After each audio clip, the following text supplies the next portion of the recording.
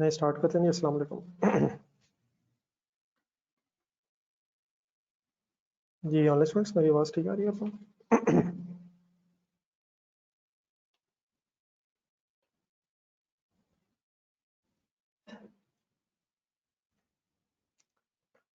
चलिए sir, MFA का finance portion हमने डिस्कस करना। इस फाइनेंस पोर्शन का जो सिलेबस है इसमें सिर्फ 6 टॉपिक्स हैं, और उन 6 टॉपिक्स में से भी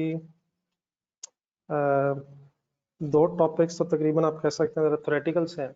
आपके पास है ये पेज? वैसे ये जो चैप्टर नंबर 10 एक है, और फिर एक चैप्टर नंबर 15 जो है, इसमें से मतलब छोटे छोटे से भी हैं, और थ्योरेटिकल साइज में से क्वेश्चन आता है नॉर्मली। वैसे इस का जो पोर्शन है पूरे सिलेबस में, अगर पेपर के देखा जाए, पेपर के एंगल से, तो 100 में से तकरीबन ऑन एवरेज 65 मार्क्स ये फाइनेंस पोर्शन से आते हैं। और जो इसमें फिर 4 मेन टॉपिक्स रह जाते हैं। बजटिंग में से नॉर्मली हर दफ़ा 15 से 17-18 नंबर तक का क्वेश्चन। लास्ट वन जो है इंट्रोडक्शन टू प्रोजेक्ट अप्रेजल, ये एनपीवी वर्ड सुना होगा कभी आपने? एनपीवी, आईआरआर, शायद कभी क्यूएम वगैरह में सुना हो, लेकिन वो बड़ा इनिशियली आपने सुना होगा। ये ज़रा थोड़ा सा एनपीवी आईआरआर का ज़रा बड़ा सा, समझ गया साइज बता रहा हूँ। तो इसमें से भी हर टाइम में क्वेश्चन आता है, ये भी तकरीबन 15 से 17-18 नंबर तक का। तो अप्रॉक्सीमेटली 30 मार्क्स तो तकरीबन इन 2 में से हो जाते हैं। फिर जो उसके बाद 2 रिमेनिंग रह जाएंगे, एक है 10 और सॉरी 11 और एक 13। 13 जो है फाइनेंशियल रिस्क मैनेजमेंट, ये इसमें से 10-12 नंबर, और सिमिलरली जो कॉस्ट ऑफ फाइनेंस है 10-12 नंबर इसमें से है। तकरीबन 15 मार्क्स के एमसीक्यूज आते हैं बीच में, और उन 15 मार्क्स में से भी 8 या 9 मार्क्स के एमसीक्यूज इस पोर्शन में से आते हैं। और नॉर्मली फिर चैप्टर नंबर 10 से ज़्यादातर एमसीक्यूज आ जाते हैं, कभी थ्योरेटिकल क्वेश्चन आ जाता है या एमसीक्यूज आ जाते हैं। इन अदर वर्ड सिलेबस बहुत ज़्यादा नहीं है। टॉपिक्स में ये जो बजटिंग का एक टॉपिक है, और ये जो लास्ट चैप्टर 16 है, इसकी ज़रा प्रैक्टिस थोड़ी ज़्यादा करनी पड़ती है। डिफरेंट टाइप ऑफ क्वेश्चन हो जाते हैं। खास तौर पे अब कॉस्ट पढ़ लेने के बाद एमएफए कोई अंडरस्टैंडिंग वाला इशू नहीं है। जो नई चीज़ आएगी भी, वो थोड़ा सा अगर आप हिम्मत करेंगे समझ आपको आ जाएगा। प्रैक्टिस का आपको पता चल गया हुआ है कि प्रैक्टिस करनी पड़ती है। लेकिन जिस लेवल का ये मुश्किल पेपर बनाया जा सकता है एमएफए का, तो अल्लाह का शुक्र है कि पिछली 5-6 अटैम्प्ट जब से ही एमएफ आया, एग्जामिनर अभी वहाँ तक पहुँचा नहीं है। तो खत सबसे ज़्यादा इसका हाईएस्ट तकरीबन पासिंग परसेंटेज भी है इसकी। अगर कभी आपने देखा हो तो हाईएस्ट पासिंग परसेंटेजेस पिछले कई अटैम्प्ट से तकरीबन अराउंड 50% इसमें इस एमएफए की आ रही है। लेकिन इस मेरी बात में ये चीज़ भी छुपी हुई है कि एग्जामिनर अभी बहुत मुश्किल पेपर बना सकता है, बना नहीं रहा है। लेकिन कहीं वो पहली अटैम्प्ट आप वाली ही ना हो, जिसमें उस लेवल पे जाने का खदशा मुझे बड़े अच्छे से है। असल में ये जो एरियाज है ना, ये जो बजटिंग है और ये जो इंट्रोडक्शन टू प्रोजेक्ट अप्रेजल है, इसके अलावा और ये ऊपर सोर्स ऑफ फाइनेंस है, बाकी जो 3 है working capital, cost of finance और फाइनेंशियल रिस्क मैनेजमेंट, ये तकरीबन आज से शायद 3 साल पहले फाइनल में से आए थे। लेकिन जो मेरे सर्कल लगाए हैं, ये सेट करना पड़ता है। जस्ट एक मिनट।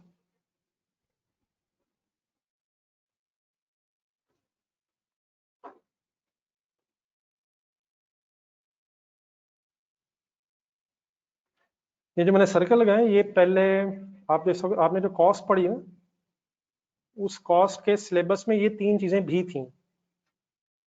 और एक कॉस्ट का पेपर होता था कैफ में ही, जो आपने कॉस्ट पढ़ी है उसमें ये 3 भी थे।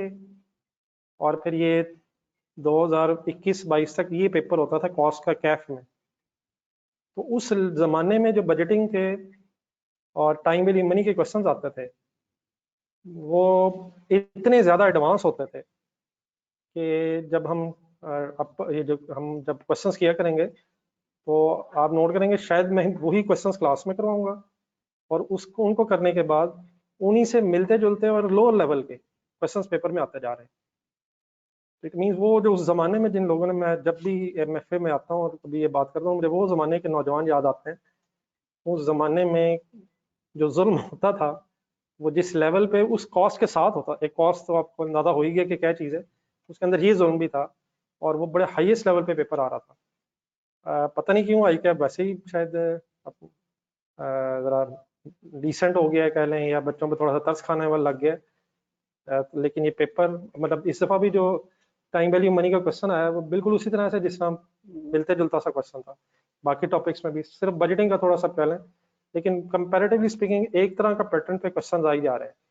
लेकिन हम ऑब्वियसली हिस्टोरिकल पैटर्न को कोई बेस नहीं बना सकते। हमें वर्स्ट के लिए ही प्रिपेयर रहना चाहिए। लेकिन at the end of the day after cost समझने का इशू कोई नहीं है। प्रैक्टिस आई होप कि मैं आपको कहूँगा तो आप क्वेश्चंस करते रहेंगे। हमारी क्लास में बस जो प्रॉब्लम आना हुई है कि हमारी क्लास हफ्ते में 3 दिन है, तो जब हमारी फॉर एग्जांपल सैटरडे वाली क्लास हो जाए करेगी तो उसके बाद फिर संडे, मंडे, ट्यूसडे, वेडनेसडे ये फिर पढ़ाई आपकी तरफ होगी।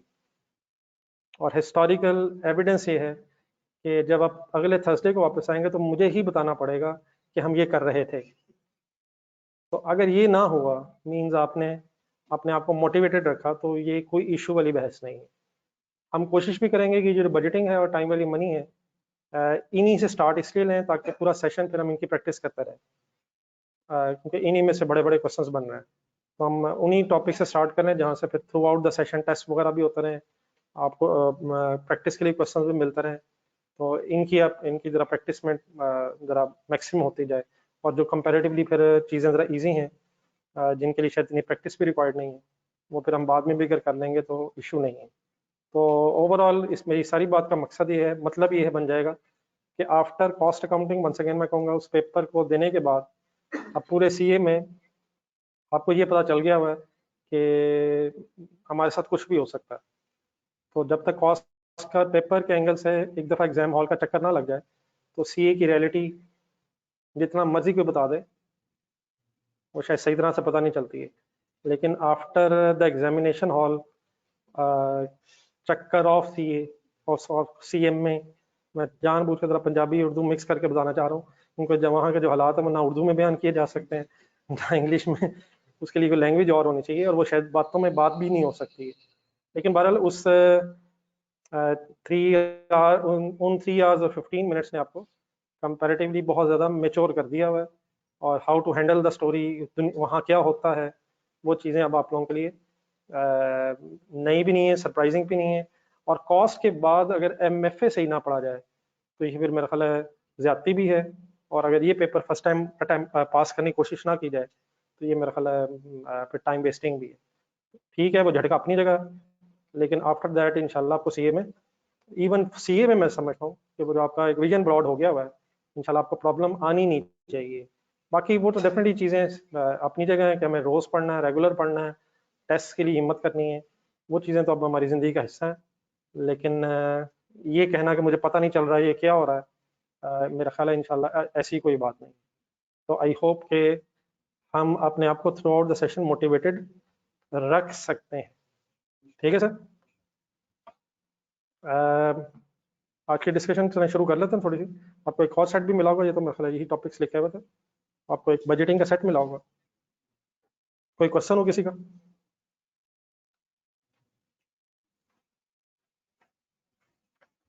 पेपर जो होता है उसके दो हिस्से होते हैं, एक मैनेजेरियल जो 35 मार्क्स अराउंड आता है, और फिर 65 मार्क्स अराउंड ये फाइनेंस पोर्शन होता है। मीन्स मिक्स नहीं होते क्वेश्चन, अलग अलग ही दो। इसका और कौन सा पेपर होगा आपका इसका अभी तो नहीं है, खैर वो कंपनी लॉ और बी लॉ अगर मिक्स हो जाए तो अगर एक ही पेपर के दो हिस्से सॉर्ट ऑफ है, मैनेजेरियल का अलग पोर्शन होता है और फाइनेंस का पोर्शन अलग होता है। इसके साथ आपके कौन से सब्जेक्ट्स होंगे? या FA2 पढ़ रहे होंगे, या ऑडिट पढ़ रहे होंगे, और कौन सा हो सकता है? हाँ मतलब मीन्स से अल्हम्दुलिल्लाह सारे आगे आ गए आप, ग्रुप बी के होंगे। चलें जी, आज इनिशियल थोड़ी सी डिस्कशन एक स्टार्ट करते हैं। एक ओवरव्यू सा लेते हैं बजटिंग से।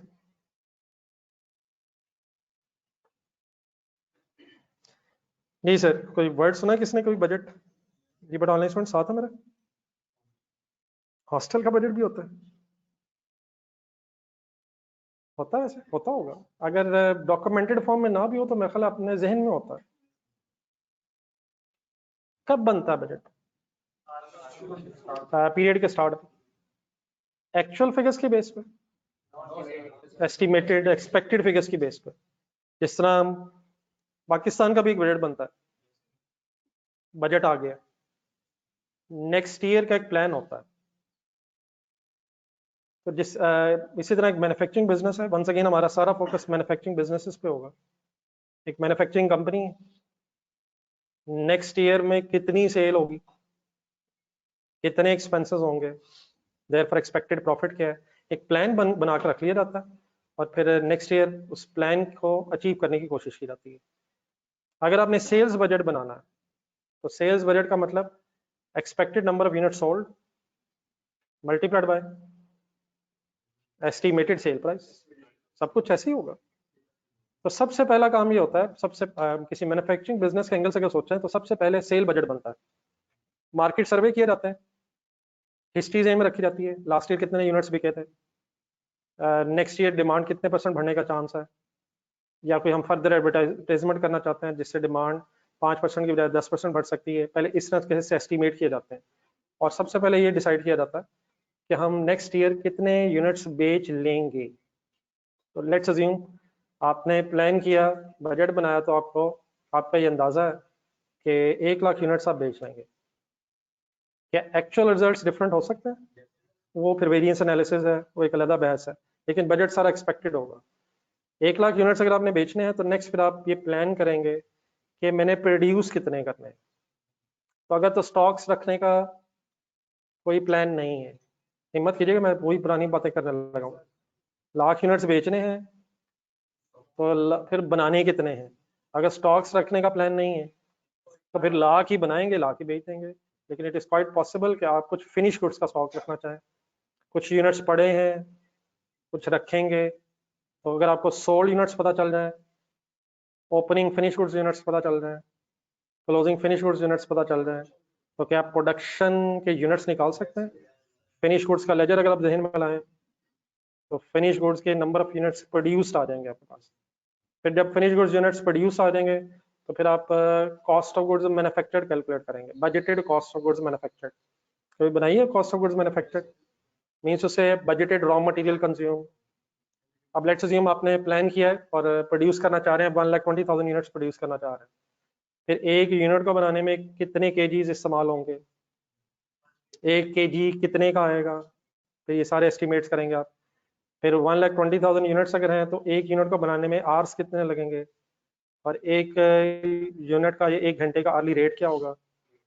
फिर ओवरहेड्स कितने लगेंगे, बिजली के बिल कितने आएंगे, जनरेटर का कितना खर्चा होगा, ओवरहेड्स में रिपेयर मेंटेनेंस कितनी होगी। तो मटेरियल कंज्यूम कैलकुलेट होगा, cost of goods manufactured statement में लाया जरा, रॉ मटेरियल कंज्यूम कैलकुलेट होने के बाद डायरेक्ट लेबर का बजट बन जाएगा, फिर फैक्ट्री ओवरहेड्स का बजट अगर बन जाए तो टोटल मैन्युफैक्चरिंग कॉस्ट आ जाएगी। फिर वर्क इन प्रोसेसेस अगर हैं तो उनका प्लस माइनस करके कॉस्ट ऑफ गुड्स मैन्युफैक्चर्ड आ जाएगी। फिर फिनिश गुड्स का स्टॉक्स ओपनिंग क्लोजिंग मैयर करके कॉस्ट ऑफ सेल्स आ जाएंगी। किसी को समझ आया कहाँ तक पहुंच गया? मटेरियल में क्या ऐड किया मैंने? डायरेक्ट लेबर ऐड हुई, डायरेक्ट लेबर के बाद इन तीनों को ऐड करके manufacturing cost, opening work in process, add closing less cost of goods manufactured, फिर कॉस्ट ऑफ सेल तक कैसे जाएंगे, opening finish goods plus cost of goods manufactured. ये सारी एक्सपेक्टेड फिगर्स जिसमें आप एक्चुअल फिगर्स की बेस पे निकाल सकते हैं, एस्टिमेटेड फिगर्स की बेस पे। अब डेफिनेटली एस्टिमेट्स हमने नहीं करना, डाटा एग्जामिनर देगा, हमने उन एस्टिमेटेड फिगर्स की बेस पे फिर अपनी वर्किंग बनानी हुआ करेगी। तो once again statement of profit loss में लाया, अगर सेल्स पता चल जाए और कॉस्ट ऑफ सेल्स की कैलकुलेशन हो जाए तो बजटेड ग्रॉस प्रॉफिट आ जाएगा। फिर other incomes budgeted, selling admin expenses अगर बजटेड फाइंड आउट हो जाए तो बजटेड नेट प्रॉफिट आ जाएगा।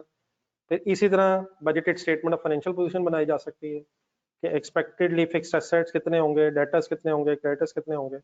तो सारी एस्टिमेटेड फिगर्स की बेस पे एग्जामिनर प्रोवाइड करेगा और हमने अपने अकाउंटिंग के कॉन्सेप्ट सारे जहन में रख के स्टेटमेंट्स बनानी हुआ करेंगी। अच्छा, जो मैंने बातें की जरा फर्स्ट पेज पर थोड़ी सी लिखी हुई है, यहाँ से भी जरा पढ़ लेते हैं। एक फ्लो चार्ट सा बना हुआ है, पहले जरा फर्स्ट पैराग्राफ पढ़ लें जरा।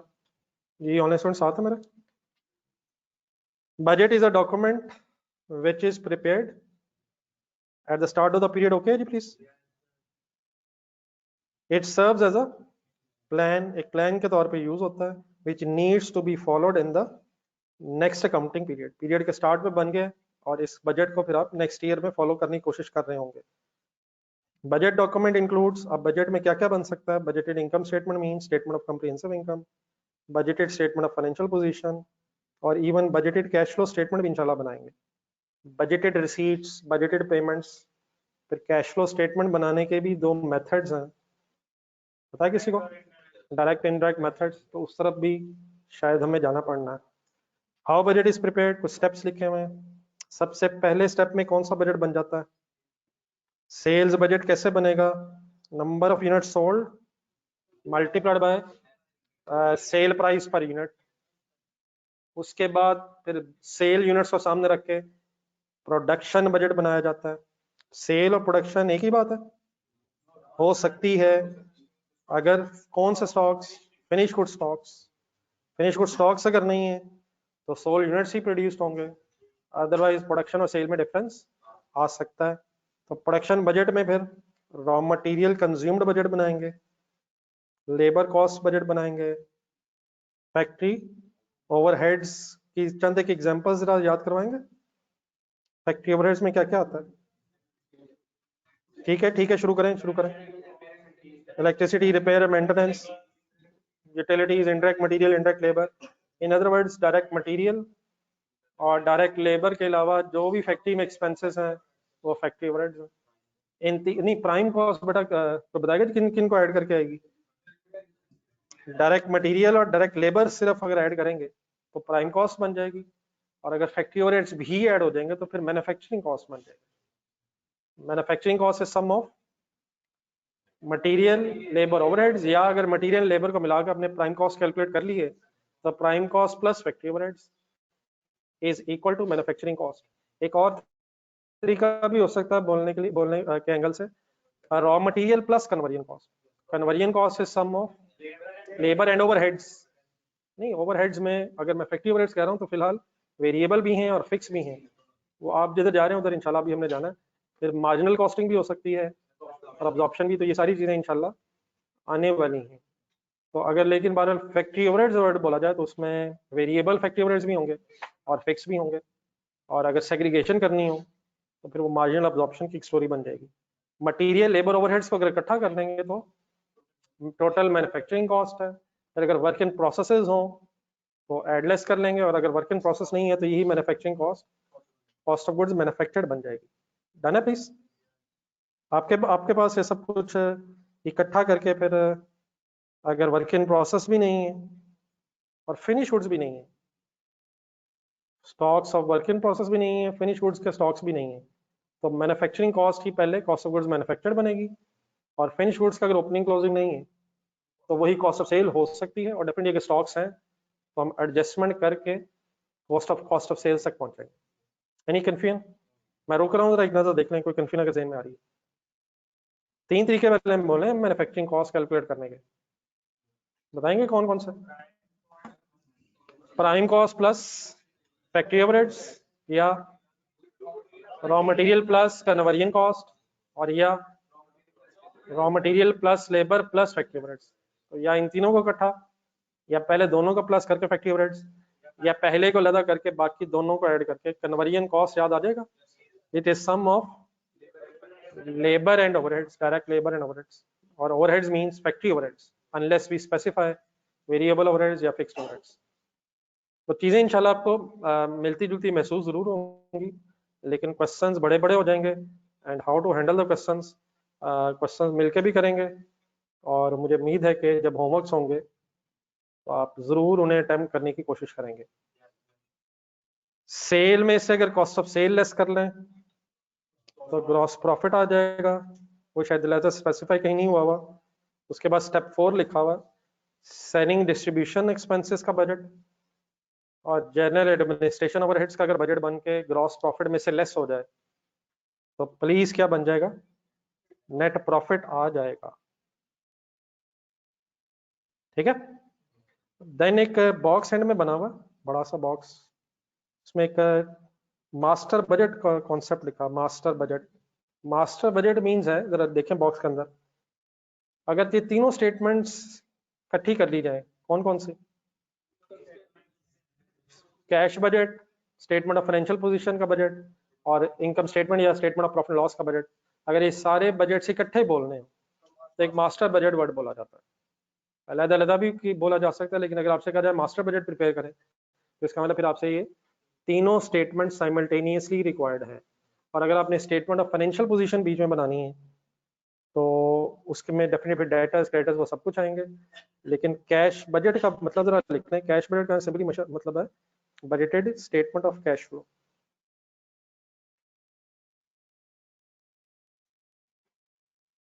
Cash budget means budgeted statement of cash flow, और कैश फ्लो फिर किस मेथड से बननी है, मेथड तो दो हैं, वो भी फिर इंशाल्लाह मैं डिस्कस करूंगा। इस कैश बजट के राइट साइड पे कैपिटल एक्सपेंडिचर बजट भी लिखा हुआ है। कैपिटल एक्सपेंडिचर का मतलब नॉन करंट एसेट्स की शायद बात हो रही है, मशीनरी लेनी है, बिल्डिंग लेनी है, नॉन करंट एसेट्स लिखना। ये सब कुछ फ्यूचर से रिलेटेड बहस हो रही है, हो गया है या होना है। तो एक्सपेक्टेड डाटा दिया होता है, तो उसमें फिर अगर एक्सपेंडिचर बजट है तो उसका भी शायद कैश आउटफ्लो होगा हमारे कैश बजट में। कैश बजट में डेप्रिसिएशन भी आएगी, कैश बजट में डेप्रिसिएशन, डेप्रिसिएशन की एंट्री कैश बजट में तो रिसीट्स और पेमेंट्स आएंगे ना, प्रॉफिट एंड लॉस में डेप्रिसिएशन आएगी, लेकिन अगर कोई मशीनरी खरीदी है तो फिर कैश आउटफ्लो में आएगी। मशीनरी बेची है फिर वो इनफ्लो कैश बजट में आएगा। तो वही सारे अकाउंटिंग के कॉन्सेप्ट्स हैं। प्रॉफिट एंड लॉस स्टेटमेंट और स्टेटमेंट ऑफ फाइनेंशियल पोजीशन हम अक्रूवल बेसिस पे बनाएंगे, और कैश बजट हम कैश बेसिस पे बनाएंगे without any non cash transaction.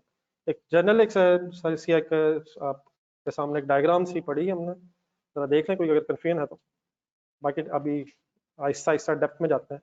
एक समराइज फॉर्म में आपके सामने कोई budget budget budget budget budget आ गए हैं, बजट ही बजट आ गए।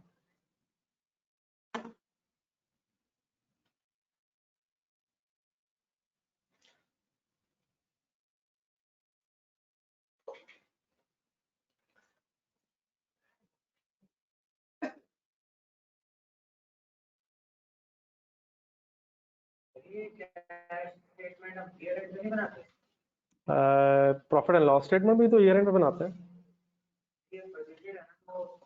तो अगर बजटेड है तो ये सब कुछ साल के शुरू में।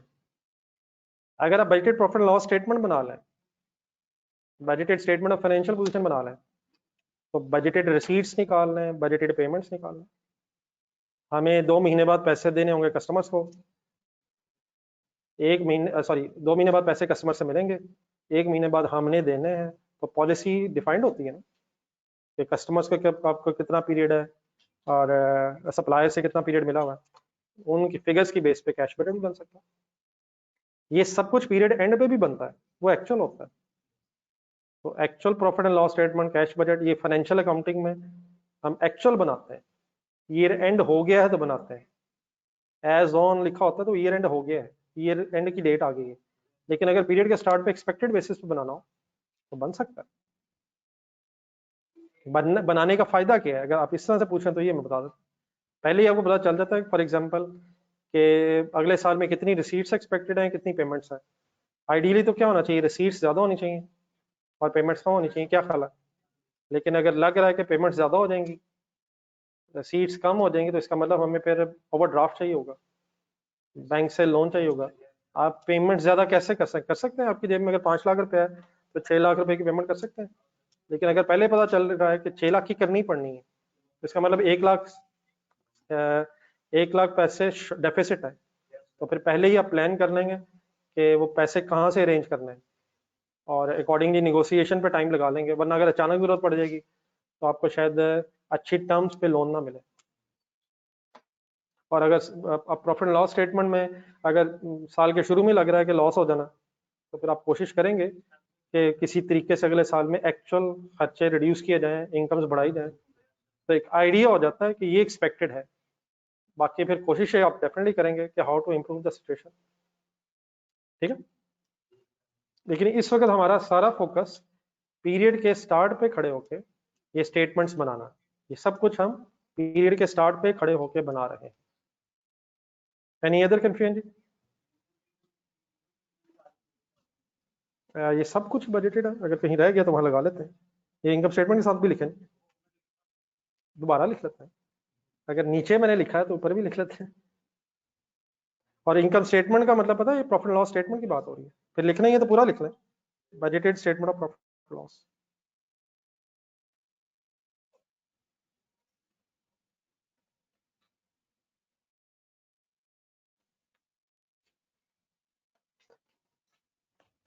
चलें फिर आगे, और एक छोटा सा क्वेश्चन स्टार्ट करते हैं नेक्स्ट पेज पे। टाइम क्या हुआ?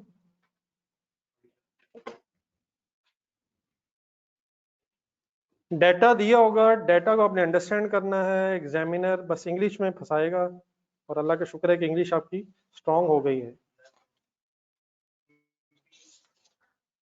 पीपी की वजह से तो शायद थोड़ी कम हुई होगी, नहीं वो तो बोलने वाली स्ट्रांग हो गई है ना। चलिए, इसका मतलब पढ़ी भी जा सकती है, लिखी भी जा सकती है। चले, अल्लाह का शुक्र है इसमें हमने अंग्रेजी लिखनी नहीं है, समझ आ जाए तो इतना ही काफी है, उसकी बेस पे काउंटिंग करनी है। नहीं वो तो उसमें लिखनी है ना यार, कहीं तो सुकून आया यार। लेकिन यहाँ इंग्लिश अंडरस्टैंड जरूर करनी है। हाँ जी, चले समझाया मुझे। मैं कहता है सेल बजट पढ़ लें तरतीब से, हम सेकंड पेज पे। सेल बजट ऑफ, आसान सा क्वेश्चन है जी, Lahore garments industries for 9 months period, 9 months ended 30th September 2015, full concentrate करना है लेकिन बहरहाल, इज एज फॉलोज। एक सेल का बजट है 9 months एंडेड, लेफ्ट साइड से शो करें। सेल्स का एक ब्रेकअप दिया हुआ है, कैश सेल और क्रेडिट सेल। 20% कैश सेल कह रहा है, 80% देर फॉर क्रेडिट सेल कह रहा है। कैश सेल क्या होती है?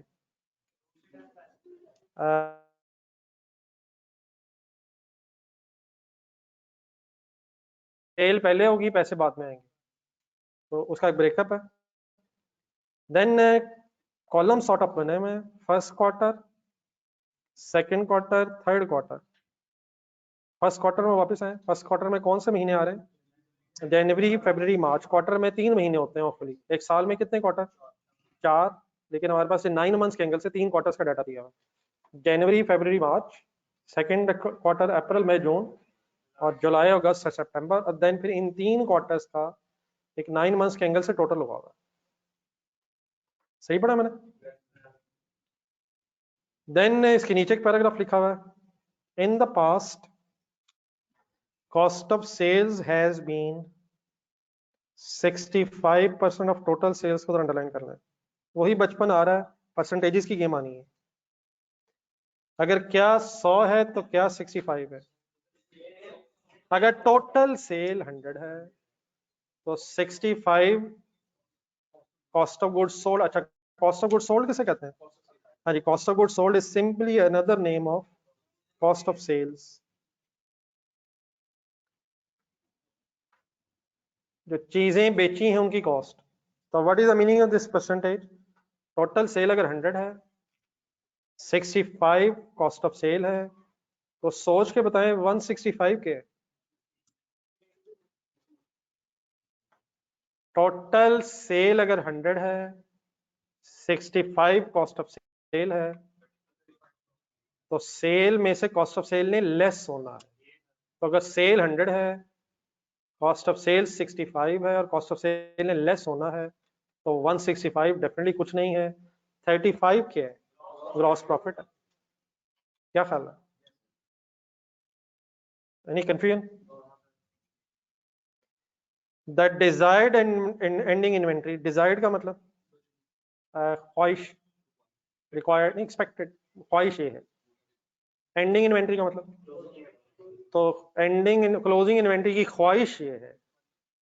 बजटेड ठीक है, मैंने बोल डिजायर्ड को जरा ख्वाहिश है। Should not go below 15,000 plus 10% of the cost of goods sold off the following quarter. चलें जी, फंसाना चाह रहा है, बताएं क्या कर रहा है। एंडिंग इन्वेंट्री का बजट किससे नीचे नहीं जाना चाहिए? 15,000 में क्या ऐड होना है? फिगर्स की बेस पर जरा बात करते हैं। अगर हम फर्स्ट क्वार्टर के एंड पे खड़े हैं, फर्स्ट क्वार्टर के एंड पे क्लोजिंग इन्वेंट्री कितनी होनी चाहिए? 15,000 plus 10% of the cost of sale of the second quarter, following quarter. Following quarter कौन सा होता है? अगर मैं थर्ड क्वार्टर पे एंड पे सपोज खड़ा हूं तो फॉलोइंग क्वार्टर मींस आने वाला अगला क्वार्टर।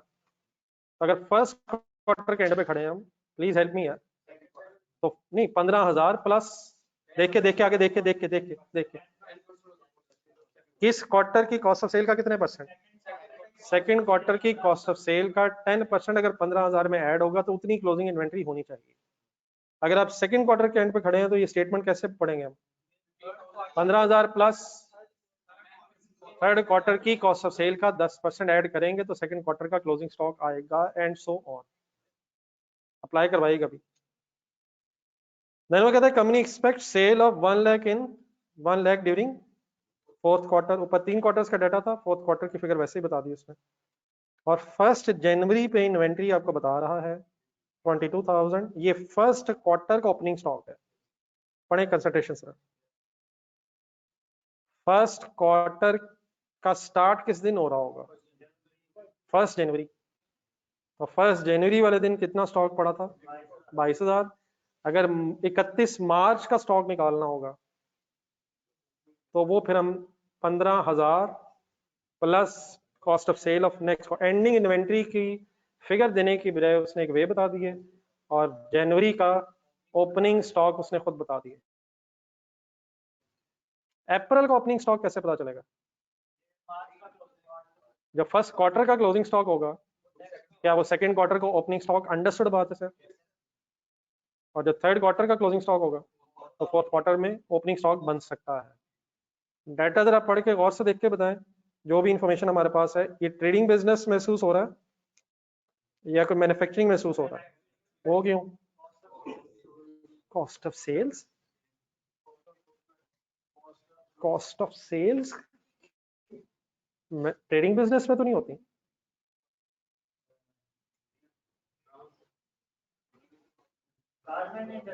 गारमेंट इंडस्ट्रीज, ये क्या तरीके आइडेंटिफाई करने के? पहले ये डिसाइड कर दें जो बात आप ले गए कि पता नहीं कहाँ ले गए। क्या cost of sale trading business में वर्ड यूज होता है? कॉस्ट ऑफ सेल का मतलब क्या होता है? जो चीजें बेची हैं उनकी कॉस्ट। तो अगर ट्रेडिंग बिजनेस है तो जो खरीदी हैं वही बेची हैं उनकी कॉस्ट। और मैन्युफैक्चरिंग बिजनेस जो चीजें बना के बेची हैं उनकी कॉस्ट। ट्रेडिंग है या मैन्युफैक्चरिंग है? बेटा को टॉस नहीं करना, डाटा देख के बताना है। Tough question. चलिए रिक्वायरमेंट पढ़ते हैं, अल्लाह करे रिक्वायरमेंट से कुछ पता चल जाए। Prepare the following budgets. काश हम परचेज बजट देख के ना कहते कि ये मैन्युफैक्चरिंग बिजनेस है। अब हौसला ही करते हैं मेरा ख्याल, मैं खुद ही बताता हूँ। अल्लाह मौला, परचेज बजट आ गया, देयर फॉर मैन्युफैक्चरिंग बिजनेस है। ट्रेडिंग बिजनेस में तो परचेज नहीं होती, मैन्युफैक्चरिंग में तो नहीं परचेज होती, इसमें रॉ मटेरियल की होती है। असल में सर ना रॉ मटेरियल नजर आ रहा है, ना लेबर नजर आ रही है, ना कोई ओवरहेड्स नजर आ रहे हैं। ये शायद इस चीज की इंडिकेशन है कि ये मैन्युफैक्चरिंग है। शुक्र है नहीं है, वरना चीजें ट्रेडिंग बिजनेस में भी खरीदी जाती हैं और मैन्युफैक्चरिंग में भी खरीदी जाती हैं। हाँ डेफिनेटली मैन्युफैक्चरिंग में कौन सी खरीदी जाती हैं? वो रॉ मटेरियल खरीदा जाता है। और ट्रेडिंग में कौन सी खरीदी जाती हैं? वो तो मैं तो खरीदी नहीं जाती। फिनिश गुड्स ही परचेज की जाती है, तो परचेज दोनों में होती है, लेकिन क्या चीज परचेज होती है ये शायद मैटर करता है। चले बार मेरा ख्याल मुश्किल सवाल था, तो मैं वापस ले लेता हूँ। रिक्वायरमेंट पढ़ते हैं, नहीं होमवर्क अभी रहने दें, एक आध दिन जरा मुश्किल पहले चीजें तो कुछ समझ आ जाए। रिक्वायरमेंट्स है, प्रिपेयर द फॉलोइंग बजट है for first 3 quarters of the year. ये कौन कौन सा budget? Purchase budget, cost of goods sold budget, cost of goods sold word final रखिएगा प्लीज, कॉस्ट ऑफ सेल के लिए वर्ड है। Closing inventory budget. Second requirement, compute cost of sales, cost of goods sold for the entire 9 months। आज register college 2-3 दिन पहले मेरे साथ कुछ समझ के क्वेश्चंस, उसके बाद इंशाल्लाह फिर गेम आपकी तरफ भी शिफ्ट हो जाएगी।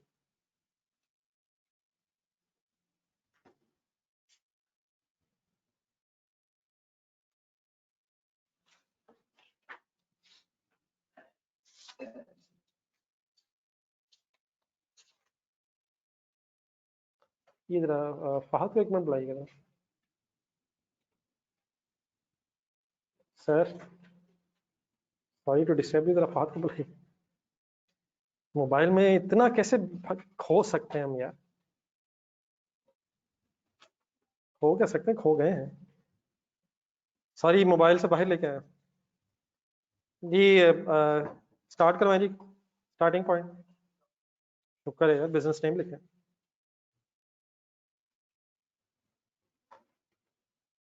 सारे क्वेश्चंस के बिजनेस नेम लिख दिए थे।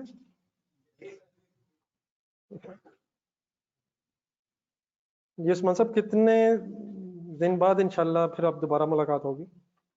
नहीं सोच लें जरा, लाहौर गारमेंट्स इंडस्ट्रीज लिखते हो जरा, हिस्टोरिकल है, यही तो मसला, 3 दिन तो क्लास है, तो इंशाल्लाह नेक्स्ट वीक से रेगुलर होगा, ये बार बार जहन में आएगा।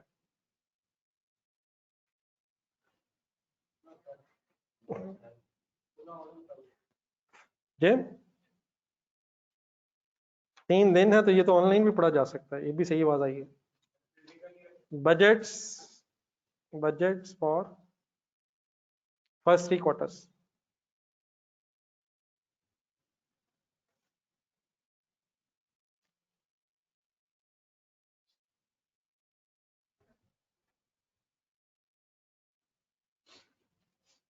वो मुझे जरा ये दूसरा सेट दीजिएगा, वो आंसर वाला है ना बुक आपके पास, वो सुमान साहब के पास होगा, इसमें सारे आंसर हैं, दे देना जरा भी। हाँ, बजट्स फॉर फर्स्ट 3 क्वार्टर्स। सबसे पहले कौन सा बजट? Purchase budget. बस यहाँ तक इकट्ठे हो जाए, हेडिंग्स लिख लें, उसके बाद फिर 1-2 मिनट रुक जाइएगा।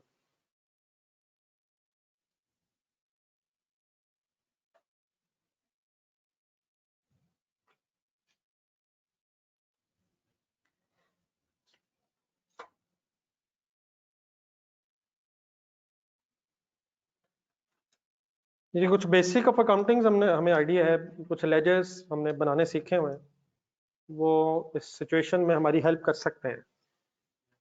सबसे पहले तो ये क्लियर कर लें, जरा रिक्वायरमेंट देखें, हमने क्वार्टर वाइज वर्किंग करनी है, क्वार्टर वाइज या 9 मंथ्स की इकट्ठी रिक्वायरमेंट 1। तो 1 सेकंड आप लिखना छोड़ दें, जहां भी है रुक जाए।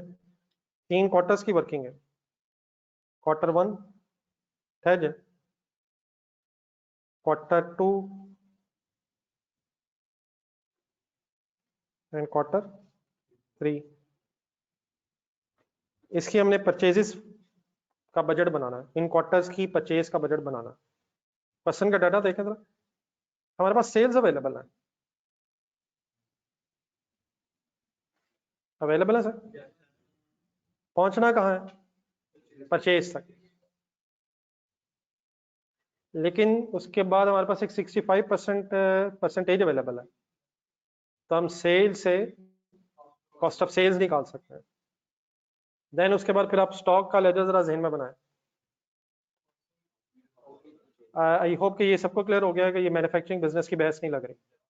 तो ट्रेडिंग बिजनेस में स्टॉक का बजट, स्टॉक का sorry ledger, opening stock plus purchases minus closing stock या कॉस्ट ऑफ सेल्स, तरतीब से बोलना जरा। ओपनिंग स्टॉक, परचेजेस, याद आ जाएगा। क्रेडिट साइड पे कॉस्ट ऑफ सेल्स या sale, difference cost of sale और सेल, वो तो सेल प्राइस है, उसमें प्रॉफिट भी होगा। स्टॉक में कॉस्ट ऑफ सेल और फिर क्लोजिंग स्टॉक। तो अगर हमें कॉस्ट ऑफ सेल मिल जाए, क्लोजिंग स्टॉक और ओपनिंग स्टॉक हम ढूंढ लें, तो हम रिवर्स वर्किंग करके परचेजेस तक जा सकते हैं। ये मैंने रिवर्स वर्किंग क्यों बोला? अगर हम तरतीब से सोचें तो शायद opening stock plus purchases minus cost of sale is equal to closing stock. सही बोला मैंने? तो लेजर की डेबिट क्रेडिट साइड ज़हन में रखें। लेकिन अगर कॉस्ट ऑफ सेल मिल जाए, क्लोजिंग मिल जाए, ओपनिंग मिल जाए, तो परचेज तक कैसे आएंगे? Cost of sale plus closing stock minus opening stock is equal to purchases. तो ये लेजर्स को ज़हन में रख सकते हैं हम, लेकिन डेफिनेटली लिखते हुए स्टेटमेंट बनानी है। मतलब लेजर फॉर्म में वर्किंग नहीं करनी है। हाँ, आप कोई वर्किंग्स में अगर करना चाहें तो ठीक है, लेकिन फाइनली एग्जामिनर को जरा एक स्टेटमेंट फॉर्म में अरेंजमेंट करके दिखाना। तो दोबारा जरा देख लें, हमारे पास सेल्स अवेलेबल है, 65% से हम कॉस्ट ऑफ सेल निकाल लेंगे, फिर हम क्लोजिंग स्टॉक फाइंड आउट कर लेंगे, फिर ओपनिंग स्टॉक्स ढूंढने की कोशिश कर लेंगे, closing stock add opening stock minus करके सिंपली हम शायद परचेज तक पहुंच जाएंगे। तो किसी एक क्वार्टर की वर्किंग करवा दें जरा, फर्स्ट क्वार्टर की करवा दें, सेकंड और थर्ड क्वार्टर फिर आप कीजिएगा। ठीक है, करो शुरू। लिखवाएं जी, जरा वर्किंग लिख के कर लेते हैं। फर्स्ट क्वार्टर की सेल बताएं। कैश सेल बताएंगे या क्रेडिट सेल बताएंगे? सेल बताएंगे, सिंपल इज दैट, सेल बताएंगे। कैलकुलेटर उठाएं, कॉस्ट ऑफ सेल्स, एक वर्किंग बोल देंगे कैसे किए। चले फिलहाल अल्लाह का शुक्र है ठीक हो गई है। क्या सेल ही 100 थी? तो 65% से आपने मल्टीप्लाई किया है, आंसर आ गया है 58,500। ये कॉस्ट ऑफ सेल आ गई है। अब अपने जेन में स्टॉक का लेजर बनाना शुरू करते हैं। क्या ढूंढूं अब नेक्स्ट? ओपनिंग की बजाय पहले क्लोजिंग इसलिए लिख रहा हूँ कि शायद उसने ऐड होना है और फिर ओपनिंग लेस होना है, तो जरा सीक्वेंस अब बना रहा हूँ जिस तरीके से ऐड लेस होना है।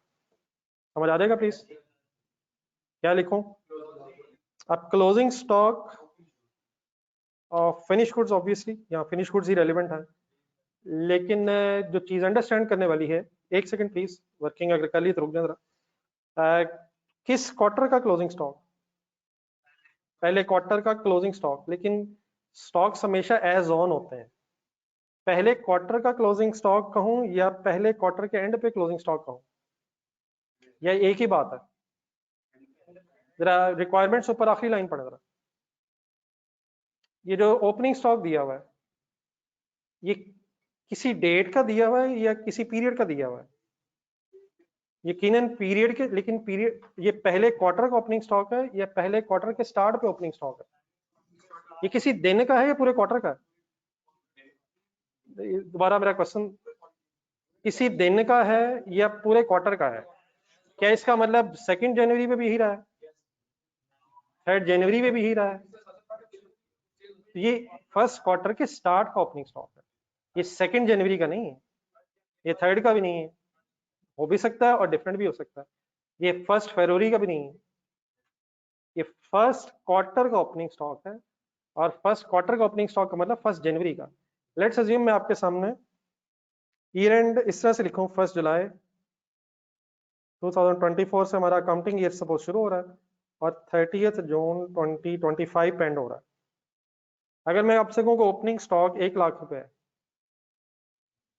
तो बताएं मैं किसी खास दिन की बात कर रहा हूं या पूरे साल की बात कर रहा हूं? अगर मैं आपसे कहूँ कि क्लोजिंग स्टॉक 2 लाख रुपए है, इस पीरियड का क्लोजिंग स्टॉक 2 लाख रुपए है, तो मैं किस दिन की बात कर रहा हूँ? ये स्टॉक्स बैलेंसेस एज ऑन होते हैं। यकीनन ये पहले क्वार्टर का ओपनिंग स्टॉक है, 22,000 की बात कर रहा हूँ, लेकिन पहले क्वार्टर के का ओपनिंग स्टॉक का मतलब पहले क्वार्टर के शुरू पे ये 22,000 स्टॉक है। ये मेरी बात कुछ क्लियर हो गई है? अगर मैं कहूँ पहले क्वार्टर की सेल, तो ये ठीक है, पहले क्वार्टर की सेल 50 लाख है, तो ये profit and loss statement for the period है, और ये जो स्टॉक्स हैं ये एज ऑन होते हैं। दोबारा 22,000 देखें और फाइनल करें क्या ये 31 दिसंबर लास्ट ईयर का क्लोजिंग स्टॉक होगा? लेकिन किस दिन का? पूरे साल का नहीं, आखिरी दिन का जो क्लोजिंग होगा वो अगले दिन के शुरू में ओपनिंग। तब मैं अगर क्लोजिंग स्टॉक काउंट करना चाह रहा हूँ फर्स्ट क्वार्टर का, तो मैं इनफैक्ट किस दिन की बात कर रहा हूँ? 31 मार्च की बात कर। अगर मैं सेकेंड क्वार्टर के कैश क्लोजिंग स्टॉक की बात करूं तो we are talking about 30 June and so on. Any confusion? तो क्लोजिंग स्टॉक काउंट करवाते हुए हम कॉन्सेप्चुअली किस दिन खड़े हैं? 30th 31st मार्च। इस वक्त फर्स्ट क्वार्टर के एंगल से अगर मैं क्लोजिंग स्टॉक काउंट कर रहा हूं तो हम 31 मार्च के एंड पे खड़े होकर सोच रहे हैं। अब एक लास्ट पैराग्राफ हमने पढ़ा था, उसमें पॉलिसी दी हुई है, तो आप जरा अप्लाई करवाएंगे कि कैसे वर्किंग करूं, किससे नीचे नहीं जाना चाहिए इस 15,000 में, लेकिन ऐड क्या होना है? आप ये जरा सही सेंटेंस पढ़ के अप्लाई करवाएं जरा। ये कैसे करूं, कैसे करूं? ये काइंडली प्लीज एक क्वार्टर की वर्किंग करवा दें, उसके बाद आराम से लिखिएगा जरा। मैं जरा एक्सप्लेन कर दूं, फिर आपको जिस तरह जरूरत पड़ेगी आप अकॉर्डिंगली लिख लीजिएगा। किस क्वार्टर की सेल ढूंढूं? सेकंड क्वार्टर की सेल बताएं। अब उस 140,000 का क्या करूं? कॉस्ट ऑफ सेल निकाल लूंगा, फिर क्या करूंगा? 10% करूंगा। तो मतलब कैसे वर्किंग हो गई? 140,000 मल्टीप्लाई कर 65% करके क्या आया? कॉस्ट ऑफ सेल आई, और उसका 10% करके जो फिगर आएगी वो फिर 15,000 में ऐड हो जाएगी। इट मींस शायद 24,000 is the closing stock of, closing stock सही वर्ड ये है, closing stock at the end of first quarter 24,100। बल्कि इस तरह करें, ये नीचे रिक्वायरमेंट्स में जाए जरा, ये हमने क्लोजिंग स्टॉक का भी एक बजट थर्ड रिक्वायरमेंट में बनाना है। तो रादर देन कि मैं यहाँ वर्किंग करूँ, अगर मुझे अलाउ करें आप, सेकेंड रिक्वायरमेंट कौन सी है? चले कॉस्ट ऑफ गुड सोल्ड की भी शायद वर्किंग ऊपर हो ही गई है, थोड़ी सी जगह रख लेते हैं सेकेंड रिक्वायरमेंट के लिए। और थर्ड रिक्वायरमेंट में closing stock of, closing stock at the end of first quarter. ये सबको पता मैं कहाँ जा रहा हूँ? ये एक रिक्वायरमेंट भी हमारी है, तो रादर देन कि मैं ऊपर ब्रैकेट में वर्किंग करूँ, नीचे जो रिक्वायरमेंट है उसी को पूरा कर रहा हूँ, फिर वहां से फिगर उठा लेता हूँ at the end of first quarter. फिर दो वर्किंग बाद में और कर लेते हैं जी। 15,000 प्लस 140,000 इंटू 65% और मल्टीप्लाइड बाय 10%। फाइनल आंसर आया था शायद 24,100। Any confusion in this working जी ऑनलाइन स्टूडेंट्स? 24,100 और अपनी रिक्वायरमेंट सी का रेफरेंस लिख रहा हूँ कि यहाँ से फिगर आ रही है। Please any confusion? चलो फिर आगे। Then opening stock of first quarter बताएं,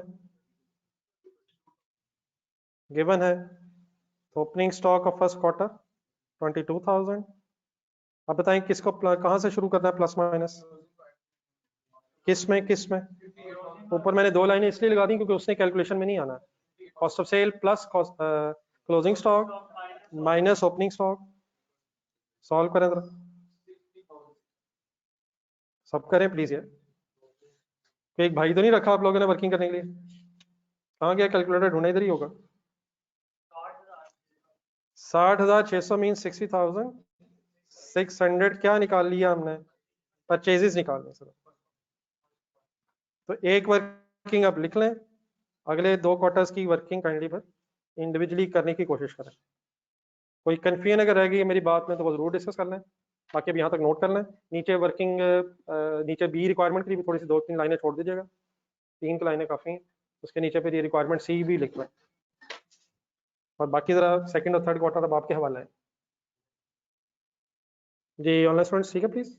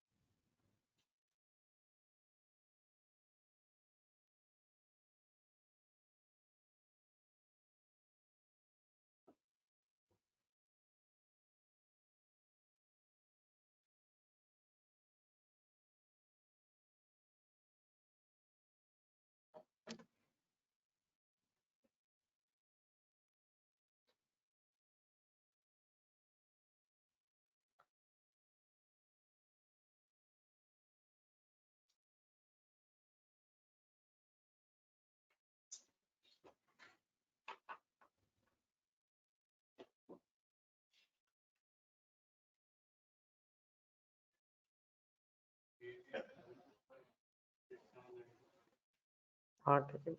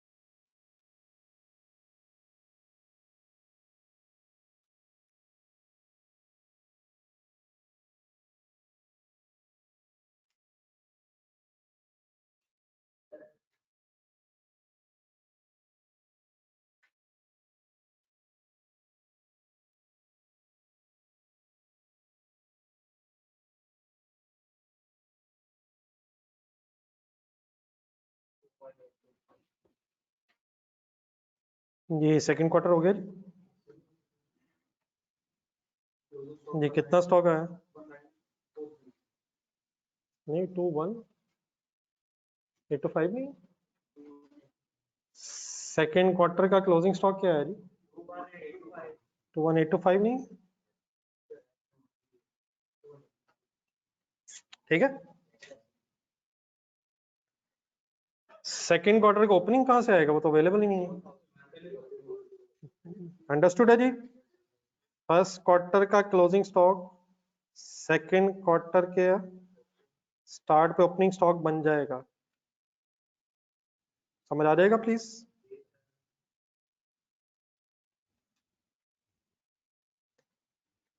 डबल 8,725 करें थर्ड क्वार्टर पे।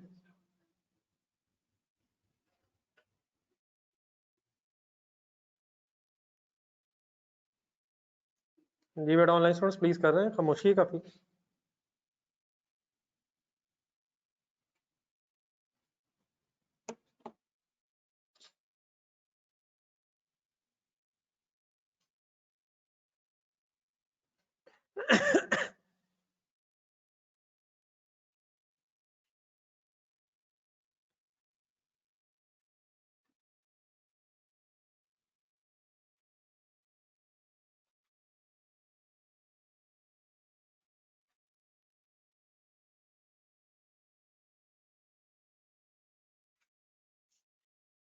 Please online students.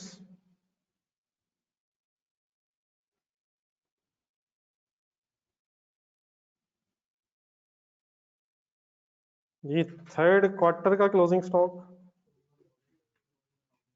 Third quarter के एंगल से अब सेल तो है ही नहीं यार। तो ढूंढ लेगा प्लीज, नीचे 1 लाख दिया हुआ। फोर्थ क्वार्टर की सेल अलहदा से नीचे दी हुई है टेबल के नीचे। पैराग्राफ में 1 लाख मिल गया into 65% and multiplied by is equal to 21,500.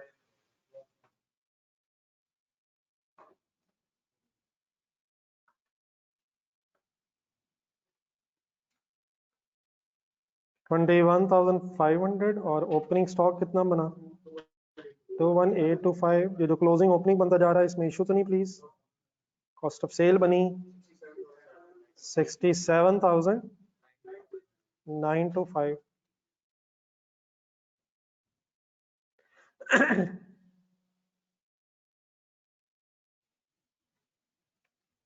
जी इकट्ठे होने का कोई अगर प्रॉब्लम है तो बताएं। एक फर्स्ट पार्ट में एक रिक्वायरमेंट बी भी है, मेरा ख्याल है वो सॉल्व हो चुकी है, तो उसको जस्ट एग्जामिनर के लिए प्रेजेंट कर लें बस। First quarter, second quarter, third quarter already cost of sale calculate हो चुकी हुई है, अलहदा से उसने मांगी हुई इसलिए नहीं। बेटा एक रिक्वायरमेंट 2 तो अभी अलहदा है, वो मैं डिस्कस करता हूँ। एक रिक्वायरमेंट 1 का बी पार्ट भी है, जो क्वार्टरली बजट्स बनाते हैं कॉस्ट ऑफ सेल, वो तो क्वार्टर वाइज ही रिक्वायर्ड है ना।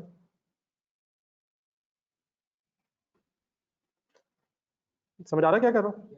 तो जस्ट एग्जामिनर ने क्योंकि अलहदा मांगा है इसलिए उसे प्रेजेंट कर रहे हैं।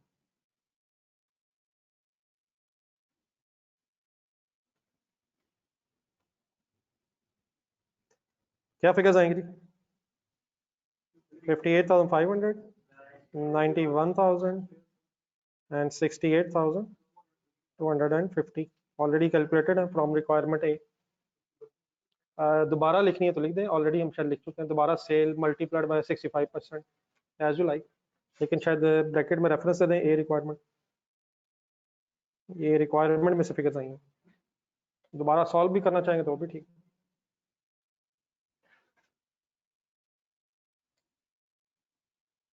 जी सैफ साहब कह रहे हैं थर्ड क्वार्टर का आंसर 68,465 आता है।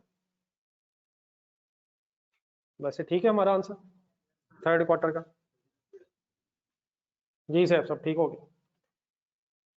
कैलकुलेटर लगता है इस्तेमाल की काफी दिन हो गए, इंशाल्लाह अब इसने ठीक हो जाना। जी ठीक है सर। जी सर रिक्वायरमेंट 2 समझाएं जरा जाते जाते, रिक्वायरमेंट 2 क्या कहता है? पढ़ के जरा ट्रांसलेट करें। पूरे 9 मंथ्स की कॉस्ट ऑफ सेल बताएं। हाँ जी बिल्कुल सही है। एक तो बिल्कुल सिंपल तरीका क्या है, ये जब भी आपने 3 क्वार्टर्स की कॉस्ट ऑफ सेल अलग लिखी है, क्या इन्हें प्लस कर सकते हैं? करें, लेकिन एक और जरा तरीका मेरे साथ रिवाइज करना जरा। वो भी ठीक है, एक और तरीका लेकिन मेरे साथ रिवाइज करना जरा। तीनों कॉस्ट ऑफ सेल्स को जरा रिक्वायरमेंट बी में से उठाएं और प्लस कर दें। सही कर रहे हैं हम? नहीं कर सही रहे हैं? कंफर्टेबल है करते हुए? क्या आंसर आएगा? 217750।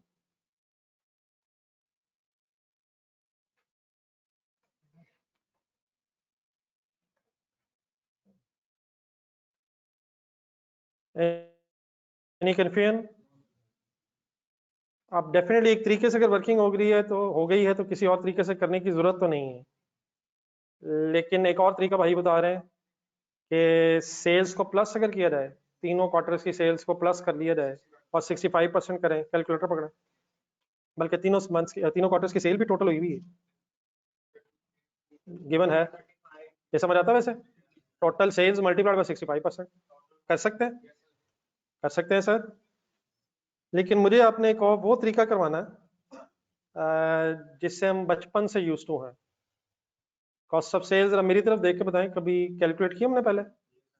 Opening stock plus purchases minus closing stock is equal to cost of sales, उस तरीके से मुझे जरा करवाएं।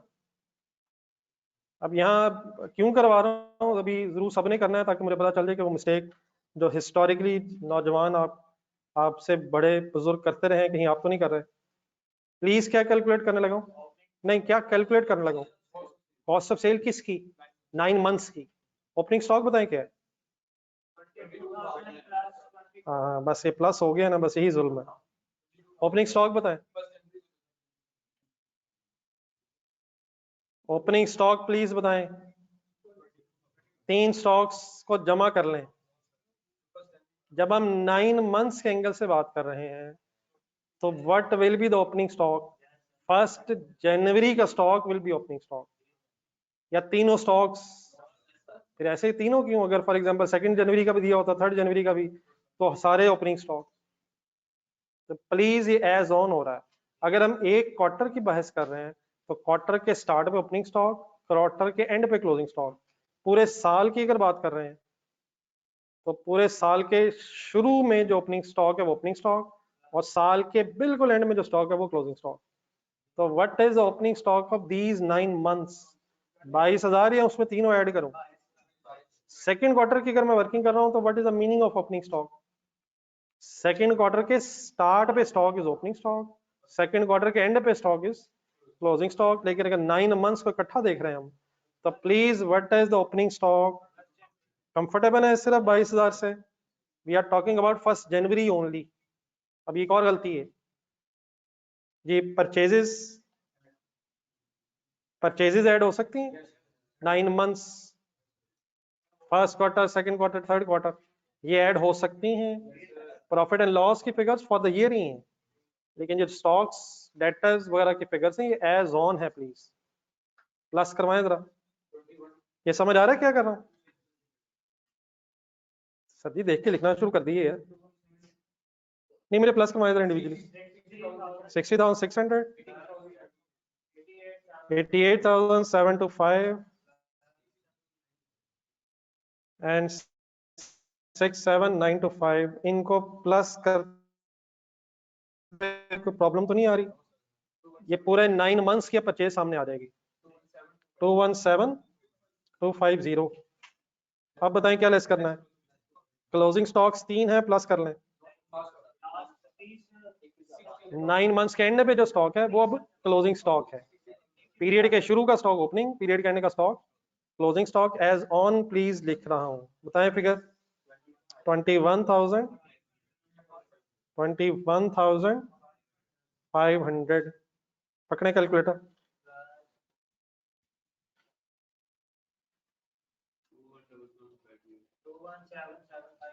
बात मेरी प्लीज समझ आ गई है?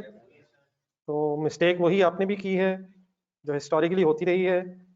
क्या पता चला हमें प्लीज?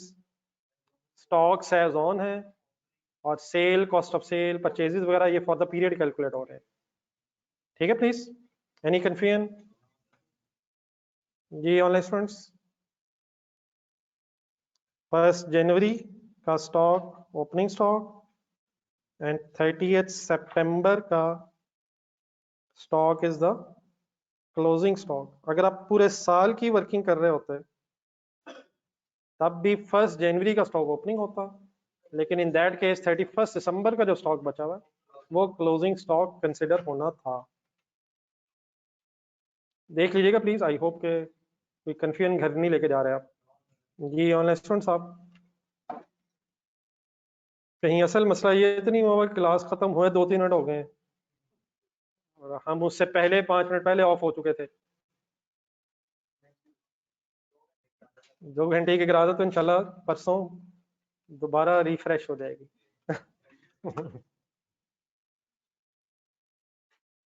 चलें इंशाल्लाह कुछ और क्वेश्चंस कल करेंगे। तो अभी कोई होमवर्क तो नहीं है सर दो दे सकूंगा, सवाए इसके कि कल जरा टाइम पे आ जाइएगा। तो होमवर्क फिलहाल यही है कि रूटीन अपनी सही करें। अल्लाह हाफिज।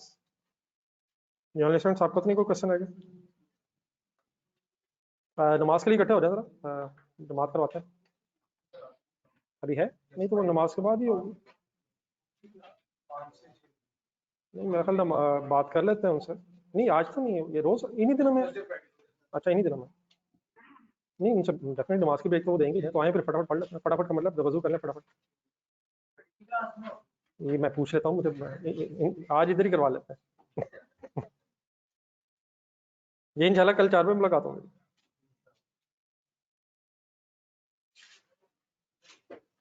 ये मीटिंग क्लोज करनी है, सर की क्लास क्लोज कर दो? हाँ जी, सर आतिफ की क्लास दोबारा ऑन करेंगे? मैं बंद कर दूं?